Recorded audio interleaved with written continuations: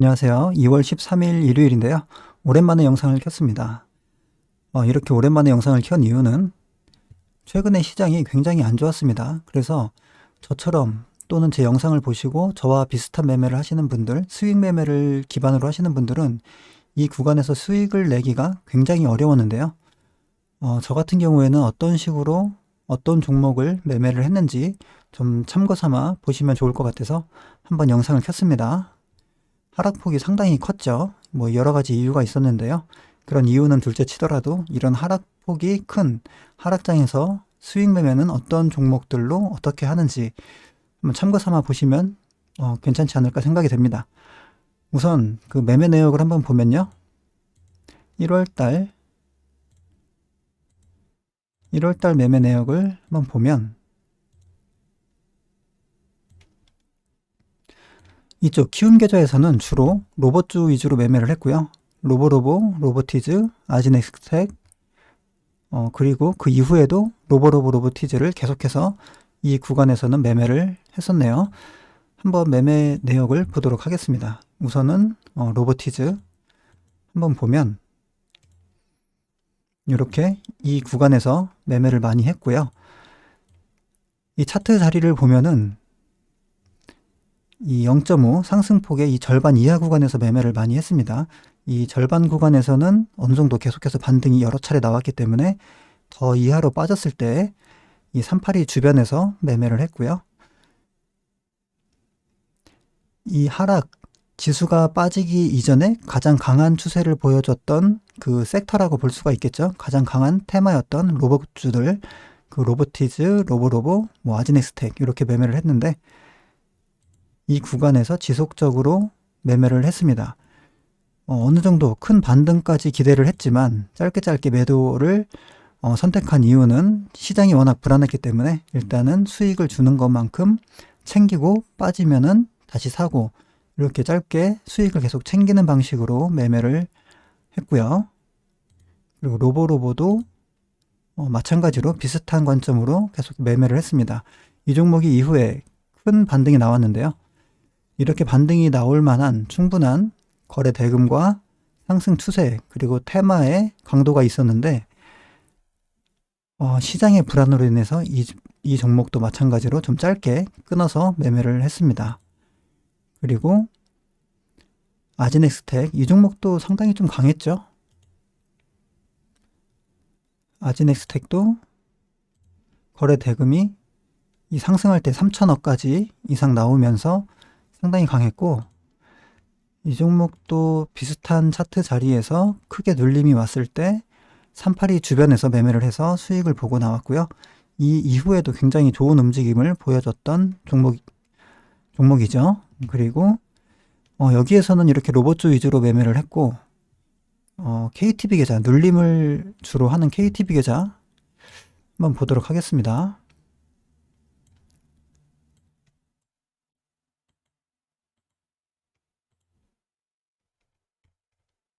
우선 1월 달에 캐몬과 KPX 생명과학이 있었고요. 키움에서 차트를 보면은 캐몬,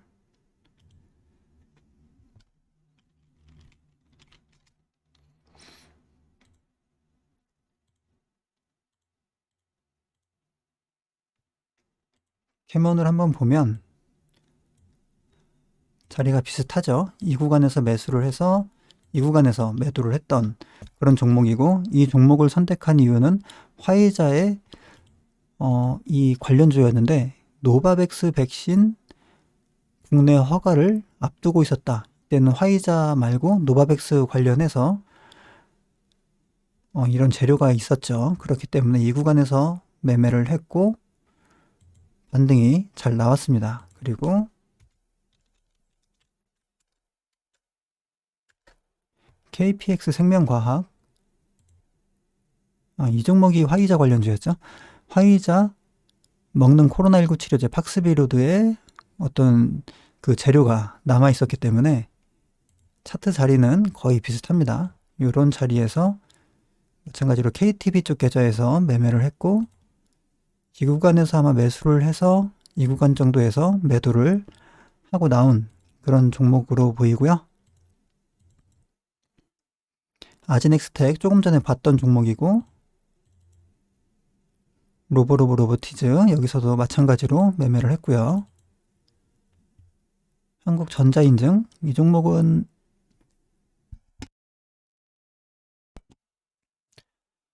눌림 매매를 하는 기존의 종목하고 약간은 좀 다른 차트 자리인데요.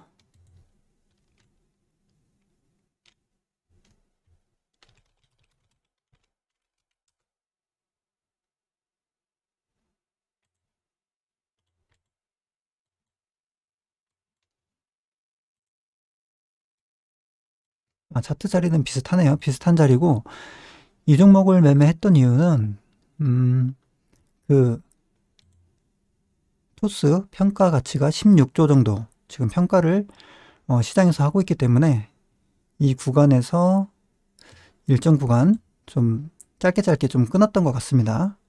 다른 계좌 쪽에서 수익을 좀 챙기고 이 구간에서는 좀 비중 조절을 했던 것 같고요. 그리고 로보 한 번 더 있었고, ABL 바이오, 로보티즈. ABL 바이오 한번 볼게요.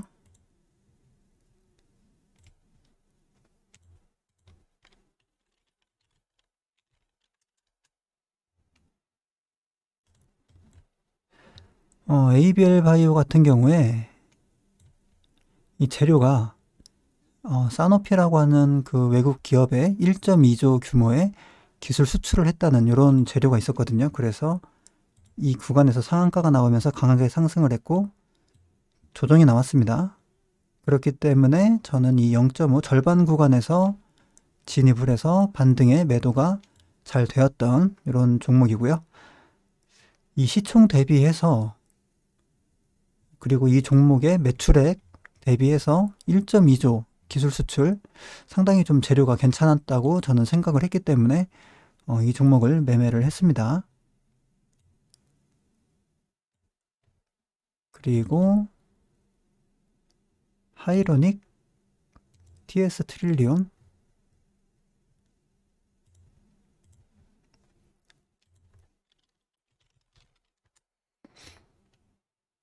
하이로닉 같은 경우에는 이 종목도 마찬가지로 시장이 하락할 때 굉장히 강한 모습을 보여줬고 그 이후에 여기에서 또다시 강한 양봉이 나왔기 때문에요. 거래대금이 많이 나왔습니다. 그래서 이 구간은 놓쳤지만 이 상한가 갈 때의 시가 부근, 이 부근에서 진입을 했고 반등에 매도를 하고 나온 그런 케이스입니다. 그리고 TS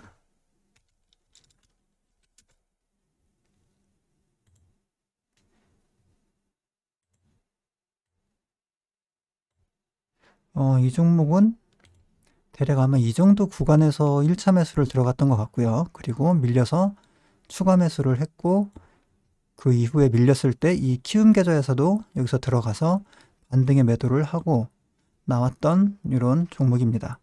이 종목도 1월달 하락할 때 굉장히 강한 모습을 보여줬기 때문에 눌림 구간에서 매매를 했고 이 정도 1월 말 정도 됐을 때 1월 말 정도 됐을 때 이 지수의 하락폭이 이미 상당히 컸기 때문에 지수는 더 이상 빠지기 좀 어려운 기술적 반등 구간이라고 봤기 때문에 1월 말 정도에 이 TS나 하이로닉 같은 종목들을 매매를 했던 거죠. 지수하고 종목의 그 추세를 같이 보고 매매를 했었습니다. 그리고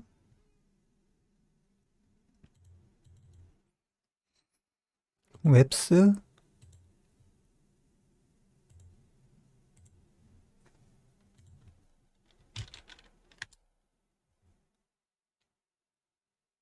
이 웹스는 윤석열 관련주죠. 최근에 윤석열 관련 이 섹터 종목 중에서 좀 강한 모습을 보여줬고 그리고 최근 지지율이 많이 올라갔습니다. 그래서 그대로 내려가진 않겠다 싶어서 키움 계좌에서 아니 KTB 계좌에서 1차 매수를 들어갔고요. 추가 매수 자리에서 더 이상 밀리지 않는 것을 보고 이 키움 계좌에서도 매수를 해서 반등에 매도가 잘 되었던 그런 케이스였고요. 이 종목은 이날 고점이 6,240원이었는데 딱 걸어놓은 고점에서 정확하게 매도가 운 좋게 잘 되었습니다. 그리고 조금 일부는 조금 아직 다시 한번 들어가 있는 상태고요. 이런 식으로 매매를 했는데 정리를 해보면 시장이 하락할 때 시장을 거스르는 이런 강한 상승 추세의 움직임을 보였던 테마나 그런 섹터에서 그런 섹터의 종목들 중에서 지수가 내려왔을 때 지수의 기술적 반등 구간에서 종목을 진입을 하고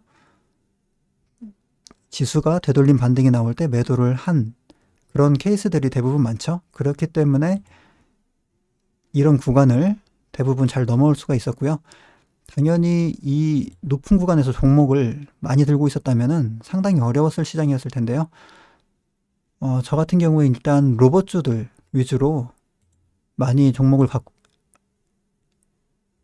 이 로봇주들 위주로 매매를 했기 때문에 이때 당시에 지수 대비해서 상당히 종목들이 잘 버텼습니다. 워낙 강한 섹터의 종목들이었기 때문에 이 지수가 빠질 때 잘 버텨줬기 때문에 또 좀 수월하게 넘어오지 않았나 싶었고, 그 이후에 지수가 되돌림 반등 구간에서는 뭐 하이로닉이나 TS 트릴리온, 웹스 같은 종목들 선택을 해서 또 수익을 잘 보고 나온 그런 경우라고 할 수가 있습니다. 정리를 하면은 시장 대비 강한 섹터, 강한 종목군 중에서 대장주 위주로 선택을 하고 지수와 연동을 해서 지수의 기술적 반등 구간에서 진입을 해서 수익을 보고 나온다. 이 정도로 정리를 할 수가 있을 것 같고요. 무엇보다 중요한 것은 계좌 관리, 비중 조절이라고 할 수가 있을 것 같습니다. 그리고 현재 시장이 또 다시 한번 하락에 대한 기술적인 반등 이후에 재차 지금 하락을 하고 있는데요. 저 역시도 어느 정도 기술적 반등 구간에서 종목을 덜기는 많이 덜었는데 그 남아있던 종목들은 이틀 동안 하락폭이 지금 상당히 좀 크게 또 나오고 있거든요. 그리고 전 거래일에 미국 시장도 많이 빠졌기 때문에 또다시 좀 빠질 확률이 있겠죠. 그래서 이 구간에서는 또 종목 선정을 잘해서 강한 종목 위주로 매매를 해서 또 수익을 본다면은 지금 갖고 있는 종목들 이 손실분은 어느 정도 또 만회를 하고 나올 수 있지 않을까 이렇게 생각을 하고 있습니다. 오랜만에 영상을 찍어봤는데요. 영상 간단하게 이렇게 마치도록 하겠습니다. 감사합니다.